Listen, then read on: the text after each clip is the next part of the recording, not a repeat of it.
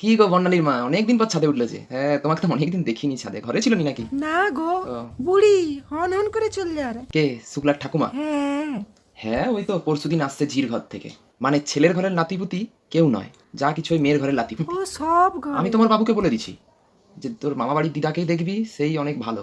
ওইটুকুনি বাচ্চা আবার বলতেছে মা ঠাকুমাকে দেখবো না। আমি বলে দিচ্ছি তোর ঠাকুমাকে দেখার প্রচুর লোক আছে দুনিয়ায়। অংশুকে ঠাকমা বলতে শুনি না। জানবে কি করে? ও বুড়ি একটু ভালোবাসা দিলে তবে তো বুঝবে যে ঠাম্মি বুড়ি কি এটা। তোদের কাছে খায়? হ্যাঁ, জয়েন্টে আছি এখন। জানে তো তাইলে প্রচুর পয়সা জমিলে রে। কে? আমি বলে দিচ্ছি আমি আর 1 বছর পর ভিন্ন হয়ে যাব, থাকবো নি ওদের সঙ্গে।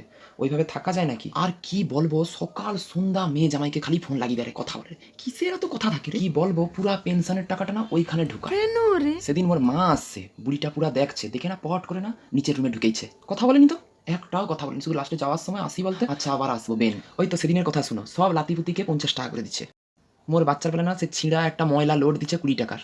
তাহলে বলো তো এসব কথা কাকে বলবো আমি? মেয়ের ঘরে লাতিপুতি গেলে চারদিকে ঘুরতে চলে যায়। কোথায় একবারও মন চায়নি যে আমার ছেলেটাকে একটু নিয়ে ঘুরতে যায়? ওই তো সেদিন শুক্লার বাবার সঙ্গে ডাক্তার দেখাতে গেছি, বুড়ি জিজ্ঞাসা করলো, বলছে শুক্লার বাবা যে ডাক্তার দেখাতে যাই, তাই মন কি চাইনি যে 100টা টাকা দেই বৌমাটা ফল কিনে খাবে? হ্যাঁ? মনকে কাই বাজার হাট সম করে দেয় যে। কে? বুড়ি বলে রে, হুম, শুনি রে। সত্যি বলছি বর্ণালীর মা, আমি যদি মিথ্যা কথা বলে থাকি না, এই ভর দুপুরে আমার মুখ লুকিয়ে যাবে। ধুর, চুপ কর।